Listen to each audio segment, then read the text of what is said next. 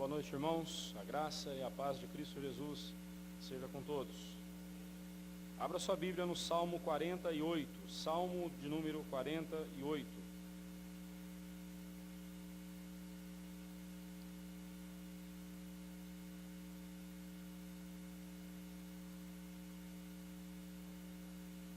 A palavra de Deus assim nos diz: Cântico, Salmo dos filhos de Corá. Grande é o Senhor e muito digno de ser louvado na cidade do nosso Deus. Seu monte, seu santo monte, belo e sobranceiro, é a alegria de toda a terra.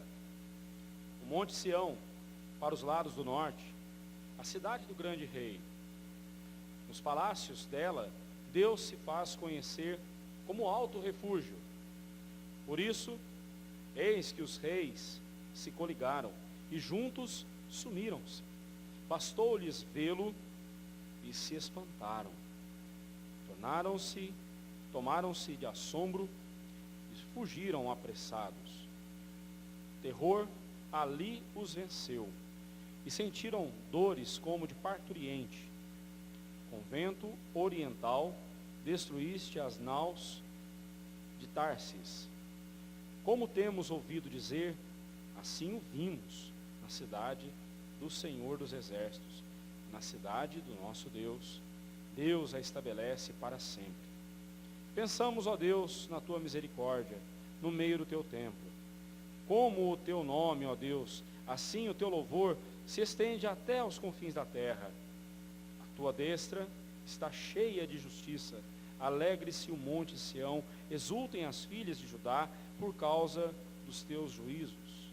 Percorrei a Sião, rodeai-a toda, contai-lhe as torres, notai bem os seus baluartes e observai os seus palácios, para narrardes às gerações vindouras, que este é Deus, o nosso Deus, para todo sempre. Ele será o nosso guia até a morte. Ó Rei eterno, soberano e justo Deus, que em Cristo Jesus nos fez teus filhos, aqui estamos porque necessitamos de ti, de ouvirmos tua voz por meio da tua palavra. Nosso coração precisa da instrução e da orientação e de discernimento para entender a tua vontade. Que neste momento em que ouvirmos tua palavra, nossa vontade seja conformada à tua vontade, ó Senhor. Pedimos isto pelos méritos de Jesus Cristo, teu Filho amado. Amém. Uma das doutrinas bíblicas mais difíceis de entendermos, e eu creio que nós não a entendemos, é a doutrina da predestinação. Assunto difícil. Assunto do qual nós não podemos fugir. A Bíblia fala desse assunto, a Bíblia nos revela esse assunto. Com certeza posso afirmar isso em todos os seus livros. A Bíblia fala de Deus escolhendo para si um povo e fazendo destes escolhidos o seu povo, a sua família, por meio de Jesus Cristo. É um assunto que vai além da nossa compreensão, irmãos, assim como a doutrina da Trindade Santa. É outro assunto que foge à nossa mente. E não é porque uma doutrina ela seja supra-racional, acima da nossa razão, que ela é irracional ou é algo sem base. Muito pelo contrário, é algo que está além dos nossos pensamentos, como Deus falou através do profeta Isaías. Os meus pensamentos não são os vossos pensamentos. Assim como os céus distanciam-se da terra, assim os meus pensamentos se distanciam dos vossos pensamentos. Nós somos limitados em nossa compreensão. Mas não é porque nós não compreendemos minuciosamente uma doutrina como essa que significa que nós devemos ignorá-la. Pelo contrário, nós devemos ensiná-la, pregá-la e vivê-la. E este salmo vem nos falar justamente sobre isso, sobre o povo a quem Deus escolheu. Quando a gente fala sobre predestinação, a primeira pergunta que geralmente vem ao nosso coração no começo, quando estamos estudando esse assunto, é: Por que Deus escolheu este e não escolheu aquele? Mas aí quando a gente amadurece um pouco mais na fé, a pergunta muda um pouco. Senhor, por que o Senhor me escolheu? Não há mérito algum em mim para eu ser salvo. Não há em mim nada de bom. Mesmo que eu seja uma pessoa correta, que faça tudo certinho, tudo dentro da lei, eu não estou fazendo nada mais que minha obrigação. Esse é o meu dever. Não há merecimento em mim para eu ser salvo, ser perdoado pelo Senhor e ser recebido em tua família. E quando nós chegamos nesse estágio da nossa fé, aí então nós nos deparamos com uma outra verdade. Toda a base da nossa salvação, todo o motivo da nossa salvação não está em nós, está no amor de Deus, está na misericórdia de Deus. Deus nos ama a ponto de nos salvar. Deus nos ama a ponto de escolher-nos para si e fazer-nos de nós o seu povo, sem qualquer merecimento da nossa parte, mas por pura misericórdia e graça dele. E aí, diante dessa verdade, o nosso coração não tem outra atitude a não ser louvar a Deus, prorromper em louvores na presença do Senhor, bendizer o nome dele, porque mesmo sem merecer, nós somos, mesmo sem merecermos, nós somos amados por Deus e fomos constituídos o seu povo. E este é o assunto deste salmo, a misericórdia de Deus levando-o a escolher-nos como seu povo, como sua família. O contexto em que este salmo foi escrito, o pano de fundo, é exatamente o mesmo do Salmo 46 e do Salmo 47. Lembra da invasão do general assírio Senaqueribe, quando ele invade Jerusalém? E naquela noite, quando ele estava prestes a invadir Jerusalém, na véspera da invasão, o seu acampamento foi devastado por Deus, onde 185 mil soldados dele, de Senaqueribe, foram mortos, amanheceram mortos. E assim Deus deu vitória ao seu povo. Este é o pano de fundo deste salmo. Deus libertando Ezequias, o rei Ezequias, das mãos de Senaqueribe da Síria. Essa história você pode conferir lá em 2 Reis, capítulo 18 e 19. A cidade de Jerusalém, ela foi tomada por Davi e seus soldados algum tempo antes, alguns séculos antes. Davi tomou a cidade dos Jebuseus, Jebus, Jerusalém, a pronúncia de onde vem a palavra Jerusalém. Ele tomou Jerusalém, a antiga Jebus, da mão dos Jebuseus. Você encontra essa história lá em 2 Samuel, capítulo 5, versículos 6 a 9, e 2 Crônicas, capítulo 11, de 4 a 7. E essa cidade então foi transformada na capital do reino de Israel. A capital até então era Samaria. E então Davi traz a capital agora para Jerusalém. Jerusalém, ainda hoje é assim, mas a Jerusalém, nos dias de Davi, era no topo do monte, no Monte Sião, era fortificada. Uma cidade de difícil acesso para os inimigos.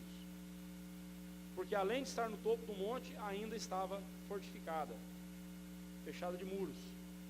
Para tomar essa cidade, os inimigos teriam muita dificuldade. E então, o salmista, ao escrever este salmo, ao compor este salmo, ele lembra que Jerusalém também foi a cidade escolhida por Deus para ser o centro do culto a Deus. E de Jerusalém, o culto a Deus deveria ser propagado por todo mundo. Jerusalém era o lugar onde Deus ensinaria o seu povo a adorá-lo. E depois que o povo aprendesse a adorar a Deus, então agora Israel deveria propagar o louvor do Senhor e ensinar as nações a adorarem o Senhor. Israel não fez isso. Hoje essa tarefa está nas mãos da igreja, é por isso que nós evangelizamos. É por isso que nós fazemos missões. Porque cada povo alcançado pelo Evangelho se torna um povo que adora ao Senhor. Cada coração que foi salvo se torna em um adorador, é transformado em um adorador. O salmista, compondo este salmo, olhando para Jerusalém, ele vê ali a figura da glória de Deus, da glória eterna de Deus. Jerusalém era um reflexo do que será a glória eterna. Tanto é que a glória eterna, os céus, no Novo Testamento é chamado de Nova Jerusalém. A Nova Jerusalém. Lemos em Gálatas, agora há pouco, na liturgia, em Gálatas 4, de 21 a 31, que nós temos uma mãe nos céus. Geralmente quando alguém me pergunta, mas vocês protestantes não adoram Maria, vocês são órfãos, vocês não têm uma mãe nos céus. Eu falei, tenho sim, você está enganado. O nome dessa mãe é Jerusalém, a Nova Jerusalém, a nossa mãe celestial. Nós somos o povo de Deus, irmãos. E tal como Israel no Antigo Testamento tinha a incumbência de propagar a glória do Senhor, o louvor do Senhor entre as nações, hoje nós, a Igreja de Cristo, o Israel do Novo Testamento, o Israel de Deus, nós somos agora incumbidos por Deus de propagarmos ao mundo, de levarmos ao mundo o louvor do Senhor, o conhecimento de Deus, para que as pessoas sejam transformadas, salvas e transformadas em adoradores do Senhor. Esse é o objetivo de tudo. Tudo é para a glória do Senhor, tudo é para o louvor do Senhor. A Igreja de Cristo é o seu povo escolhido, assim como na antiga aliança, também na nova aliança cabe ao povo de Deus tornar o seu nome conhecido e adorado no mundo. É por isso que nós aqui estamos, é para isso que estamos aqui. Este salmo, portanto, vem nos falar sobre a eleição divina e sobre aqueles a quem Deus escolheu. E eu quero meditar com você sobre isso hoje à noite. Aqueles a quem Deus escolheu. Do versículo 1 ao versículo 8, nós vemos que aqueles a quem Deus escolheu, em primeiro lugar, estão protegidos por Ele. O escolhido de Deus é protegido por Deus. O que não quer dizer que o escolhido de Deus não tem problemas com assaltantes. O que não quer dizer que o escolhido de Deus, o salvo em Cristo Jesus, não corre risco de ser assaltado por um bandido, de ser atacado por uma pessoa maldosa, de cair nas mãos de um terrorista. Nós, o tempo todo, estamos recebendo notícias de irmãos nossos que estão sendo atacados. Em outros países onde a fé cristã é proibida, quando esses irmãos são pegos, eles são atacados. E aí? Como é que fica a proteção de Deus então? Acabei de dizer que Deus nos protege. Como nós vemos isso? Vamos ver o texto. Do versículo 1 ao versículo 8, o salmista inicia este salmo com uma nota solene e reverente, apontando para Deus como a razão de ser e existir do seu povo. Ele diz assim: grande é o Senhor e muito digno de ser louvado na cidade do nosso Deus. A razão de sermos, a razão de existirmos, essa razão é Deus. A razão de estarmos aqui para louvar, para cantarmos louvores, para realizarmos este culto, é Deus. E, irmãos, quando nós perdemos de vista que a razão de estarmos aqui é Deus, nós nem sabemos o que estamos fazendo aqui. Nós perdemos tempo. Uma pessoa que perde Deus como a razão da sua vida, uma pessoa que não tem Deus como a razão da sua vida, vive se rastejando nesse mundo, vive sem sentido, vive sem razão de viver, vive sem o brilho nos olhos, vive sem um sorriso no rosto, vive sem a paz no coração, como a irmã Helena falou agora há pouco na abertura da escola dominical. a paz de Deus em nosso coração. Como nós ouvimos a nossa irmã Odila cantando, paz, tão grande paz. Uma pessoa sem Deus, uma pessoa que não tem Deus como a sua razão de ser e existir, perde totalmente o foco da sua vida.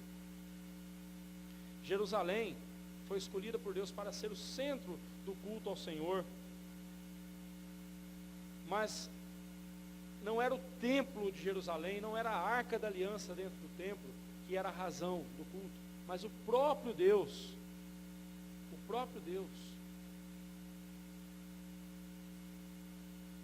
Assim Deus ordenou que o templo fosse construído por Salomão, e eles construíram. Salomão construiu um belíssimo templo. Dentro do templo estava especialmente a arca da aliança, símbolo da presença de Deus. Então, quando o salmista olha para Jerusalém, ele sabe que tudo o que simboliza a sua fé estava ali em Jerusalém. Não era a cidade que lhe causava alegrias ao coração, mas tudo o que significava, todo o significado do templo, da arca da aliança, o culto a Deus, o próprio Deus acima de tudo, era a razão da sua alegria, a alegria de toda a terra, como ele vai dizer mais à frente, no verso 2. Seu monte, seu santo monte, belo e sobranceiro, é a alegria de toda a terra. De fato, irmãos, o Monte Sião não era o mais alto daquela cordilheira. O Monte Sião, onde estava Jerusalém, a cordilheira do Sião, mas onde está a cidade de Jerusalém, não é o monte mais alto. Mas foi aquele lugar que Deus havia escolhido. E por ter sido o lugar que Deus havia escolhido, então o salmista tinha prazer de estar ali. Não no lugar apenas, mas fazendo o que ele estava fazendo, louvando a Deus. O prazer do seu coração estava ali. O Monte Sião, como eu disse, ele não era o mais alto da cordilheira, mas a localização da cidade de Jerusalém proporcionava a ela muita segurança, e os inimigos encontravam muita dificuldade para invadi-la. Tanto é que Senaqueribe ficou um bom tempo ali cercando Jerusalém, esperando o momento certo de invadir Jerusalém. Ele estava minando as forças de Jerusalém, esperando acabar os recursos da cidade, alimento, água. E quando o povo estivesse desfalecendo, aí ele conseguiria invadir a cidade. Porque se o povo estivesse forte, ele não conseguiria invadir, mesmo tendo ao seu dispor um exército tão grande, de centenas de milhares ali com ele. Por isso ele esperou, ele sitiou, ele cercou a cidade, esperou a cidade enfraquecer-se para poder invadir. Era uma cidade difícil acesso para os inimigos. Mas observe que não era nenhuma dessas vantagens que trazia alegria ao coração do salmista. O salmista estava alegre, não é porque ele estava numa cidade protegida, uma cidade de muralhas difíceis de serem transpostas, uma cidade difícil de ser invadida. Não, ele era feliz, ele estava feliz, porque Deus era a alegria da cidade, Deus era a alegria da terra. Assim, meus irmãos, nós não devemos colocar a nossa alegria nas coisas ao nosso redor, mas nós devemos colocar a nossa alegria em Deus. A nossa segurança não são as coisas que nós fazemos para nos dar segurança, não são os nossos recursos, mas sim Deus. Se a sua alegria não estiver em Deus, se a sua confiança não estiver em Deus, não adianta você se proteger de diversas formas, a sua proteção não vale nada. Deus tem de ser a sua proteção, Deus tem de ser a alegria do seu coração. Do verso 4 ao verso 7, eles descrevem a trama dos inimigos e a vergonha que eles sofreram ao serem derrotados por Deus de forma miraculosa. O versículo 4 diz que os reis se coligaram e juntos sumiram. Assim, além desse episódio da vergonhosa derrota de Senaqueribe, houveram outras situações na vida de Israel em que inimigos se levantaram contra Deus, contra o povo dele, e bateram em retirada, porque Deus estava com o seu povo. Entenda, irmão, que não é porque Deus se faz presente em nossa vida que nós não estaremos sujeitos a passar por lutas, por dificuldades, por ameaças. A proteção de Deus em nossa vida está no fato de que, mesmo que alguém possa nos tirar a vida, essa pessoa não pode nos lançar no inferno. Foi isso que Jesus disse. Temei não os homens, aqueles que podem tirar a vida de vocês, mas temam aquele que não só pode tirar a vida, como também lançar a vossa alma no inferno. Esse alguém é Deus. E o crente não tem mais esse medo. Como disse o apóstolo João na sua primeira carta, nós não temos mais medo do dia do juízo, porque o dia do juízo final para nós será o dia do nosso encontro com Cristo. Nós não vivemos mais com medo. O amor lança fora o medo. O amor de Deus lançou fora o medo do nosso coração. E agora, confiados em Jesus, nós aguardamos a volta de Cristo, nós aguardamos a nova Jerusalém, e estaremos com Cristo na glória. A proteção de Deus na nossa vida está no fato de que, ainda que alguém possa tirar a nossa vida, mas não pode lançar-nos no inferno, porque nós fomos libertos por Cristo da condenação eterna. Caminhamos para a glória, caminhamos para os céus. Os inimigos se ajuntaram, se coligaram e fugiram envergonhados, como tições fumegantes, como Isaías descreve lá no seu livro, no capítulo 7, versículo 4, ele chama os reis de tições fumegantes, se referindo a Rezim, rei da Síria, e Peca, filho de Remalias, rei de Israel, que se coligaram para atacar Jerusalém. Remalias era um israelita, e ele se junta, Peca, ele se junta com o Rezim, rei do Egito, para atacar os seus próprios irmãos. E você pode ler essa história lá em 2 Reis, capítulo 16, e depois o profeta Isaías, no capítulo 7, verso 4, ele fala da vergonha que eles passaram quando eles tentaram atacar o povo de Deus, porque Deus os livrou. Inimigos se levantam contra os servos de Deus e sofrerão vergonhosamente, sofrerão derrotas vergonhosas, porque Deus é com o seu povo. Estamos protegidos por Deus. Deus nos protege. Dizem que quando César chegou no Egito para tomar o Egito, ele disse: vi, venci. Os inimigos de Deus aqui fizeram diferente. Vieram, viram e fugiram, porque Deus protege os seus. Falando sobre os navios de Tarsis, que eram conhecidos por serem bem construídos e fortes, no verso 7, as naus de Tarsis, os navios de Tarsis eram potentes, navios muito bem construídos, difíceis de ser afundados, mas nem mesmo estes navios puderam resistir às terríveis tempestades que Deus orquestrara para destruí-los. Meus irmãos, Deus usa coisas simples como vento para afundar os navios dos inimigos.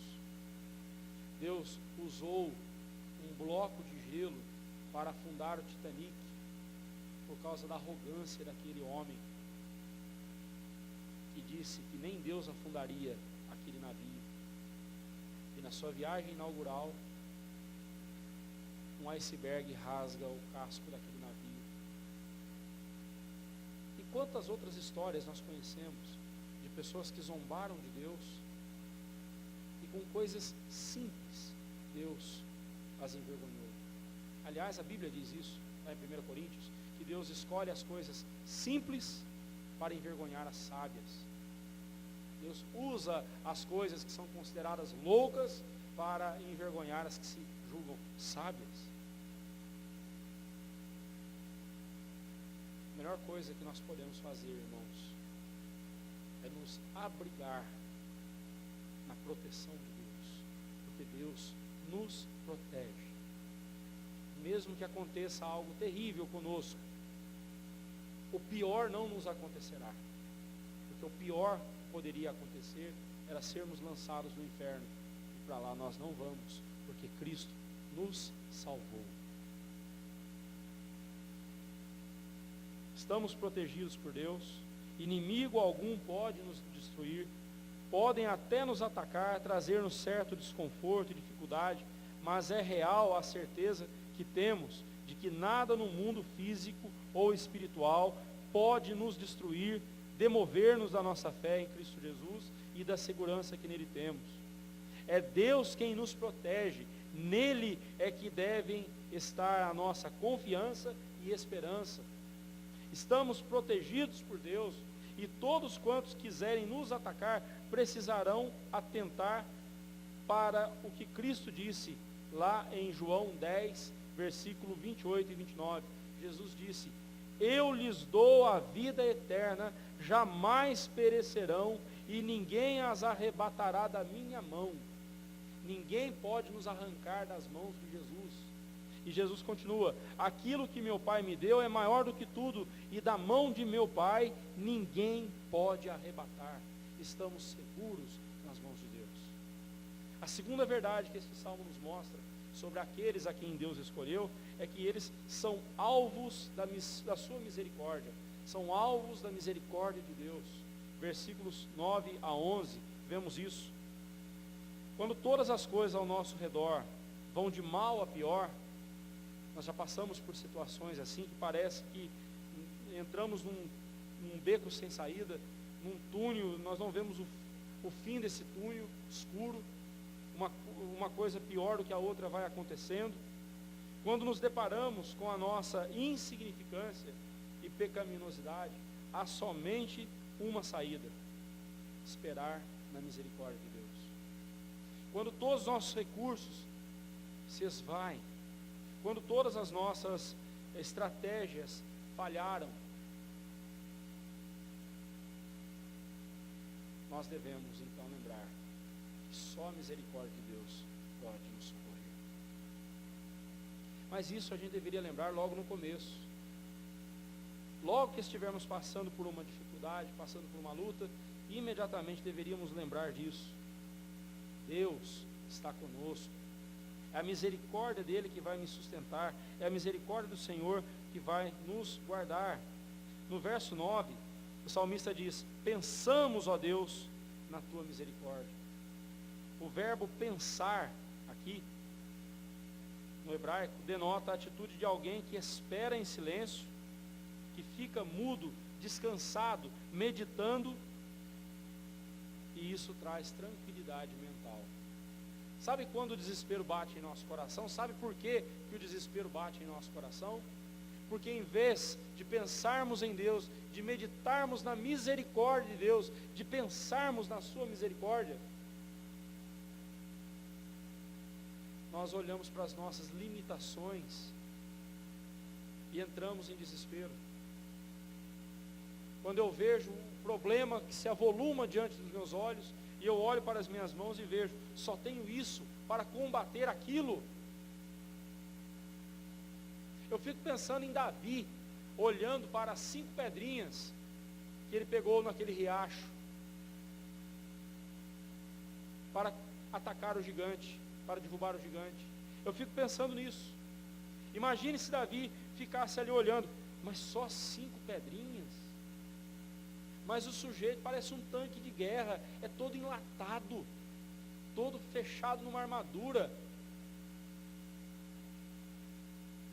e só tem uma fresta ali na armadura dele. Como é que eu vou derrubar esse homem com 5 pedrinhas? Era melhor trazer um caminhão, né? E jogar um monte de pedra nesse homem e enterrá-lo no meio das pedras. Como é que eu vou derrubar aquele homem? Se Davi tivesse feito isso, ele nem teria ido para o campo, ele seria mais um, junto com os soldados de Saul, e junto com o próprio rei Saul, ali, ouvindo a zombaria de Golias, zombando de Deus e sem poder fazer nada. Mas a Bíblia diz que Davi pega aquelas 5 pedrinhas e vai ao encontro de Golias. E quando Golias o vê, diz assim: rapaz, você está achando que eu sou um cachorro para vir contra mim com pedras? Como diria a rapaziada hoje em dia, está de brincadeira? Você vai vir comigo, contra mim com pedras? Eu sou cachorro por um acaso? E Davi não disse assim: rapaz, eu escolhi as melhores pedras. As pedras, não ele falou nada das pedras. A resposta de Davi foi: eu vou contra ti em nome do Senhor dos Exércitos, o Deus de Israel, a quem você tem afrontado. Isso aqui não é nada mesmo.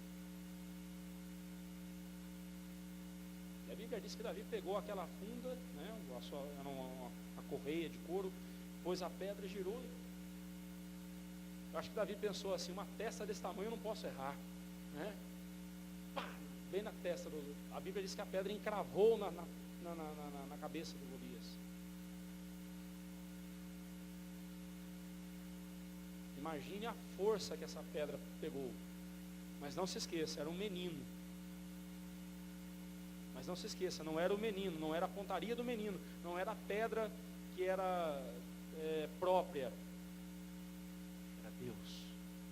Em nome do Senhor, Deus dos Exércitos, a quem tu tens afrontado, eu vou contra você. O problema é que o desespero toma conta do nosso coração, justamente porque nós deixamos de olhar para Deus, deixamos de pensar na misericórdia de Deus. Nós ficamos remoendo, assustados, preocupados com a luta que está diante de nós, e nós não olhamos para Deus. E o desespero toma conta do nosso coração, a angústia toma conta da nossa alma. O resultado é um tormento na alma, é uma mente perturbada, é insônia que vem e não nos deixa dormir, é perda de apetite, é irritação, a pessoa fica irritadiça por qualquer coisa, e em tudo isso a pessoa não glorifica a Deus, porque isso é atitude de ímpio, não é atitude de crente. A atitude do crente é: Senhor, eu penso na tua misericórdia. O problema veio, é gigante, é imenso, mas e daí? A tua misericórdia vai além do que eu posso imaginar. A tua misericórdia vai além. Por isso pensamos na tua misericórdia. Quem espera em Deus nunca será frustrado, entenda isso. Creia nisso. Quem espera em Deus nunca ficará frustrado, nunca perderá o seu tempo. A misericórdia de Deus está atrelada, meus irmãos, ao seu santo nome. Meditar em sua misericórdia é meditar também em sua grandeza, na grandeza de Deus, e ter o coração tomado por profundo desejo de louvá-lo. Por isso, o salmista, contemplando as obras de Deus, reconhece que o louvor a Deus se estende até aos confins da terra. Versículo 10. Tomado pela grandeza de Deus, o seu coração quer louvar a Deus, e quer ver o louvor ao Senhor estender-se até os confins da terra. Um coração que confia em Deus, um coração que é protegido por Deus, um coração que pensa na misericórdia de Deus. O que ele mais quer é ver o nome de Deus ser propagado entre as nações, se estender até os confins da terra. Por isso, irmãos, que nós temos que investir em missões, por isso que nós temos que apoiar missionários, por isso que nós temos que ser missionários, pregando o Evangelho, levando o Evangelho de Cristo, porque cada alma alcançada pelo Evangelho, transformada pelo Espírito Santo, é mais um adorador, é mais uma pessoa somando forças conosco, louvando a Deus. E isso é tão maravilhoso, que eu não sei se você já teve a experiência de vir aqui na igreja, e só você estar aqui na igreja. Bem, eu faço isso várias vezes, eu venho aqui várias vezes durante a semana. É um silêncio.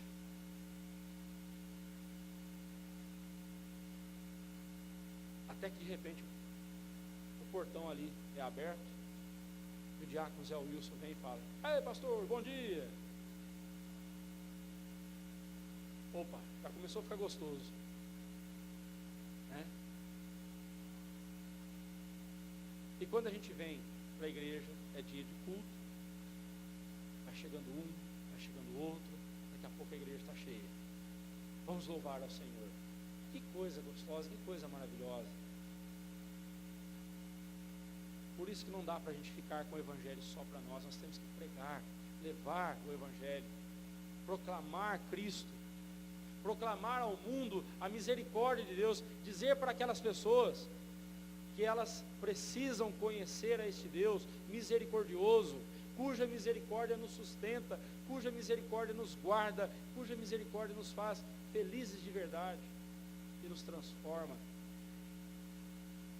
E aí a gente vê um coração que estava sobrecarregado, triste, sendo transformado agora num filho de Deus. Não há alegria maior para esta pessoa, não há alegria maior para nós do que sermos filhos de Deus.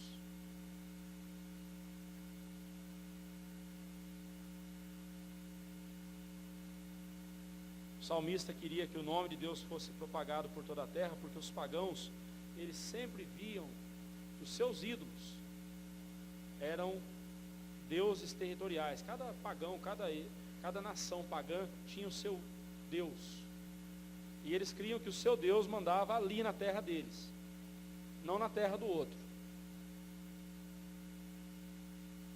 Cada Deus tinha a sua nação, mas o Deus de Israel disse o seguinte: eu sou o Deus das nações, eu sou o rei das nações. Eu não mando só em Israel, eu mando em todos os lugares. Deus não manda só na igreja, Deus manda em todos os lugares. O domínio de Deus se estende por toda a sua criação. Nós vimos isso no Salmo 47, falando sobre o reinado futuro de Cristo. Se estende por toda a criação. Ele é absoluto. E o salmista aqui então diz que o Deus seja conhecido até os confins da terra, porque a destra do Senhor Deus está cheia de justiça. Deus está presente em todo lugar, exercendo a sua justiça. E a justiça de Deus não falha. Deus é justo. Mas a justiça de Deus é vista de forma especial na manutenção e cuidado que Ele tem para com o seu povo escolhido. O compromisso de Deus com a humanidade não é com todas as pessoas. O compromisso de Deus é com a igreja dele. Ele faz o sol vir sobre justos e injustos, por causa dos eleitos de Deus. Ele faz a chuva vir sobre ímpios e crentes, por causa do seu povo. Da mesma forma, quando acontece uma catástrofe, não são somente os ímpios, os crentes também sofrem juntos, porque esse mundo estamos nessa circunstância. Mas os filhos de Deus têm a certeza de que mesmo que lhes aconteça o pior, que é a morte, eles não serão desamparados por Deus, porque o que vem depois para o crente é a vida eterna. O compromisso de Deus é com o seu povo, com quem ele tem uma aliança. Assim como partiu de Jerusalém o louvor para os outros povos, da mesma forma, meus irmãos, deve partir de nós para o mundo o testemunho da misericórdia de Deus. Devemos pensar na misericórdia de Deus, refletir, meditar na misericórdia de Deus e falarmos dela, porque, meus irmãos, o coração, a boca fala do que está cheio o coração. Na Bíblia, coração e mente é uma coisa só. Esse negócio de mente é uma coisa, coração é outra, é coisa da filosofia grega, não tem nada a ver com a palavra de Deus. A Bíblia mostra para nós que coração e mente é uma coisa só. Por isso a Bíblia fala que quando a nossa mente está cheia da palavra de Deus, cheia da misericórdia de Deus, refletindo na misericórdia de Deus, as nossas ações também refletirão isso. A boca fala do que está cheio o coração. Se você é alguém que medita na misericórdia de Deus, o que vai sair dos seus lábios sempre será uma palavra de misericórdia e de salvação a quem precisa. O que você tem abrigado em seu coração? Quando você se depara com uma situação difícil, com o que você alimenta o seu coração? A Bíblia nos diz que nós devemos alimentar o nosso coração com a misericórdia de Deus, pensarmos na misericórdia de Deus, refletirmos na misericórdia de Deus o tempo todo. Um coração que age assim, um coração que se alimenta da misericórdia de Deus, saberá o que fazer, não entrará em desespero.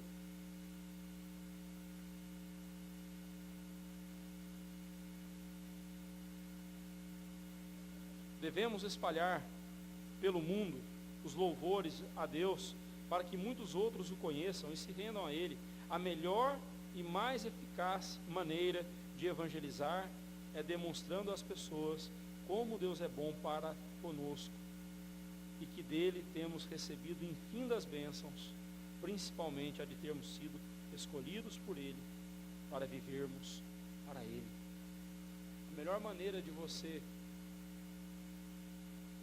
pregar o Evangelho é falando, pregando o Evangelho, mas vivendo essa verdade.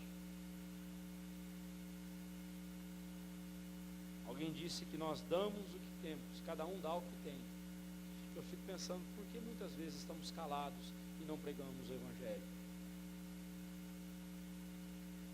Será que realmente Deus é importante para nós? Será que realmente nós damos a Deus a importância que Ele tem? Irmãos, nós temos que pregar o Evangelho, não podemos nos calar, temos que falar para as pessoas, para a glória de Deus e para o bem dessas pessoas.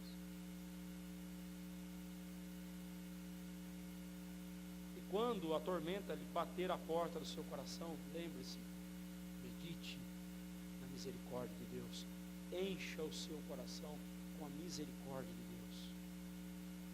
E por último, aqueles que são escolhidos por Deus têm um pacto eterno com Ele. Como eu acabei de dizer, todo o lidar de Deus conosco é por causa da igreja. Todo o tratar de Deus com os homens é por causa da igreja. O mundo só está ainda desse jeito porque a igreja está aqui. No momento em que Deus tirar a sua igreja desse mundo, que virá logo em seguida ao juízo final.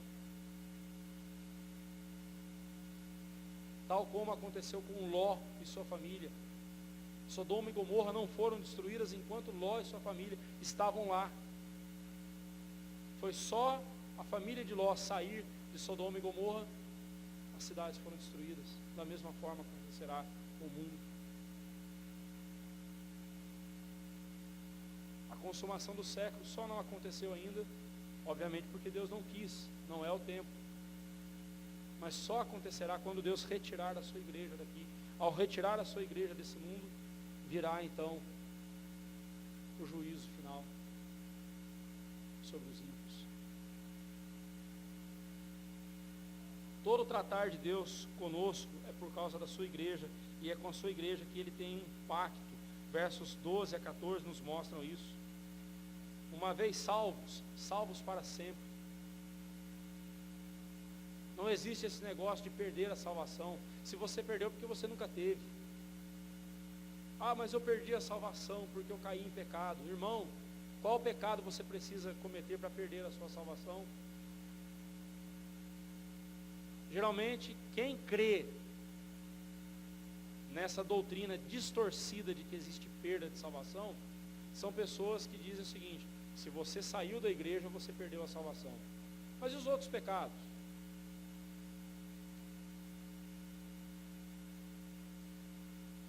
E a mentira que ele contou durante a semana? Ele mentiu. O guarda parou ele pagou propina para o guarda para não ser preso, para não perder a carteira. Pecado. Esse pecado, então, ele não perde a salvação? Por que é só se desviar da igreja que ele perde a salvação? Irmãos, essa doutrina não tem consistência bíblica. Uma vez salvo, salvo para sempre. Mas o salvo, que é salvo para sempre, ele anda nos caminhos do Senhor. Ele não se interessa pelo mundo. Ele quer andar na presença de Deus, junto com o povo de Deus. Uma vez salvo, salvo para sempre. E vai viver como um salvo. A salvação é obra de Deus, não é salvação, não é obra nossa. Se fosse obra nossa, perderíamos mesmo. Mas é obra de Deus. Ele não nos escolheu ontem para nos desprezar hoje. Uma vez feitos seus filhos em Cristo Jesus, conforme João 1,12, filhos para sempre. Mas a segurança que podemos ter de que jamais seremos desamparados e abandonados por Deus, e que a salvação que Ele nos deu é definitiva e eterna, repousa somente no caráter imutável de Deus. Nossa segurança é resultado da presença de Deus conosco. Não somos nós que produzimos a nossa salvação, é Deus quem faz isso, é Deus quem nos salva. Os versículos 12 e 13, o salmista, enquanto enaltece a beleza de Jerusalém, apontando para os palácios, para as torres de Jerusalém, para as fortificações da cidade, para o templo do Senhor, o salmista então vai dizer: notai bem os seus baluartes, observai os seus palácios, para narrardes às gerações vindouras. Quem ensina o filho a ser crente é o pai. É Deus quem transforma a pessoa num filho dele, é claro. Mas nós pais devemos ensinar nossos filhos o caminho do Senhor. Nós pais precisamos mostrar aos nossos filhos o que é ser um crente, o que é andar na presença de Deus. Nós devemos narrar às gerações vindouras tudo que Deus já fez por nós. A grandiosidade da cidade de Jerusalém, as belezas daquela cidade, tudo aquilo só existiu porque Deus primeiramente constituiu Israel em seu povo. Depois porque Deus deu condições a Davi de ajuntar recursos para construir a cidade, mas Davi mesmo não pôde fazer isso, construir o templo para Deus. Ele fortificou a cidade, mas quem construiu o templo foi Salomão. Tudo é do jeito de Deus, e Deus agindo na vida do seu povo. Nós pais precisamos ensinar nossos filhos essas verdades, irmãos. É o pai que pega a mão do seu filho pequeno e o traz para a igreja, do seu filho adolescente, e diz para ele: filho, vamos na presença do Senhor, vamos adorar a Deus. Depois que esse filho vai embora, vai seguir a sua vida, filho, não se afaste dos caminhos do Senhor. É na presença de Deus que você vai encontrar a proteção, é na presença de Deus que você vai encontrar misericórdia. Como disse Calvino, nós não devemos alimentar em nosso coração nenhuma esperança de sermos protegidos por Deus, se não andarmos na presença de Deus, se não estivermos na presença dEle. Mas quem faz isso? Quem tem que fazer isso pelo seu filho é você, pai, é você, mãe. Você tem que ensinar o seu filho, passar às futuras gerações o que nós recebemos.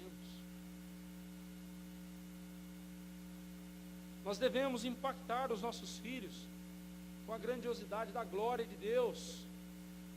Devemos mostrar para os nossos filhos que não existe atividade mais sublime para pecadores como nós do que louvarmos a Deus. Não existe coisa mais maravilhosa para fazermos da nossa vida do que bendizermos e glorificarmos a Deus e vivermos para Ele. Nós temos que mostrar para os nossos filhos que Deus é a razão da nossa vida, é o motivo do nosso viver, é a glória que tanto almejamos. É muito difícil, acontece, mas é muito difícil pai corintiano ter filho palmeirense. É muito difícil, mas tem. Porque a regra geralmente é pai corintiano, filho corintiano. E você pode ver, o pai que é corintiano conseguiu fazer o filho ser corintiano, é dose. É dose. Né? Mas é impressionante que um passa a paixão para o outro. Agora, meus irmãos, Nada contra time de futebol, se você gosta, nada contra, não tem nada contra isso, né? A questão é, temos nós passado para os nossos filhos o quão importante a glória de Deus é para nós? É disso que o salmista está falando aqui. Agora, quando nós temos a convicção de que Deus tem um pacto conosco, tem uma aliança conosco, e como uma aliança, ambas as partes têm a sua responsabilidade, nós temos uma responsabilidade com Deus, e nós devemos zelar por essa responsabilidade, devemos zelar por manter essa aliança com Deus, porque da parte de Deus essa aliança nunca será quebrada. Se houver alguma vez que essa aliança for quebrada, se houver essa vez, será por conta nossa, não por conta de Deus, porque Deus não quebra a aliança, Ele é fiel. Nós devemos impactar nossos filhos com a glória de Deus e dizer para eles que este é Deus, o nosso Deus, para todo sempre. Ele será o nosso guia até a morte. Aconteça o que acontecer com você e comigo, Deus estará conosco até o fim. Jesus falou: eu não vou deixar vocês órfãos, eu voltarei para vós outros, voltarei para vocês. E Ele não nos deixou órfãos. Nós temos o Espírito Santo de Deus conosco. Jesus, na pessoa do Espírito Santo, Ele nos guia, nos conduz em triunfo. Ele não nos desampara, Ele não nos deixa, porque Ele é fiel. Meu irmão, saiba disso, lembre-se disso, quando os problemas se avolumarem diante de você, quando os Senaqueribes da vida cercarem a sua Jerusalém, a sua vida, lembre-se, Deus é a sua proteção. Não são os muros da sua vida que vão te proteger, mas sim, é Deus te protegendo. Lembre-se que até mesmo se o inimigo conseguir transpor esses muros, o que vai te sustentar, o que vai te segurar, vai ser a misericórdia do Senhor, porque Deus não te abandona. E por que Ele não te abandona? Porque Ele tem um pacto, Ele é fiel a esse pacto, Ele é fiel à sua palavra, Ele não vai deixar você, Ele não vai te abandonar. Quando nós apegamos mais às coisas que fazemos para Deus e pomos nelas a nossa alegria e confiança, Deus as arranca de nós, para que aprendamos que a nossa alegria e prazer devem estar somente nele. Explico isso melhor. Salomão constrói o templo em Jerusalém, um magnífico templo para o Senhor Deus. Com o passar do tempo, o povo, em vez de adorar a Deus, passou a adorar o templo, passou a se apegar mais ao templo do que a Deus. E na Bíblia nós vemos algumas atitudes até mesmo supersticiosas em relação ao templo, porque o povo deixou Deus para ficar com o templo de Deus. Alguns séculos depois, por volta do ano 608 a.C., uns 300, 400 anos depois do rei Davi, vem Nabucodonosor da Babilônia e destrói Jerusalém, devasta o templo de Jerusalém, rouba os tesouros e leva tudo para a Babilônia. O povo ficou desolado. Sabe por que isso aconteceu? Porque o povo deixou Deus para adorar outros deuses.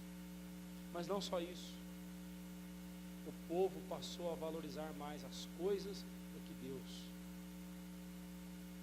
E quando nos apegamos às coisas que fazemos para Deus, não demora muito, Deus as arranca de nós, Deus as tira de nós, para que nós entendamos que o nosso coração deve se satisfazer somente em Deus, e não nas coisas que fazemos.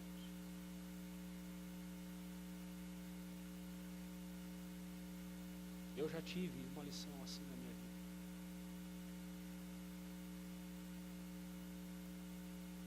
Eu já passei por isso.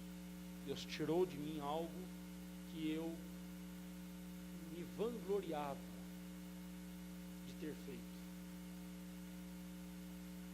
Quem me via falando, até pensava, puxa vida, ele é um crente em Cristo Jesus. Na verdade, eu estava me vangloriando do que eu havia feito para Deus, ou melhor, do que Deus havia me permitido fazer, porque eu precisei dele o tempo todo, e Deus tirou aquilo da minha vida. Foi como se ele estivesse arrancando um braço, uma parte do meu corpo. Aquilo me deixou desolado, até que eu aprendi.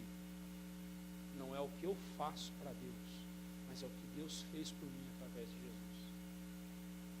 Não é o que eu faço para agradar a Deus, mas é o que Deus fez para me tornar agradável a Ele que conta.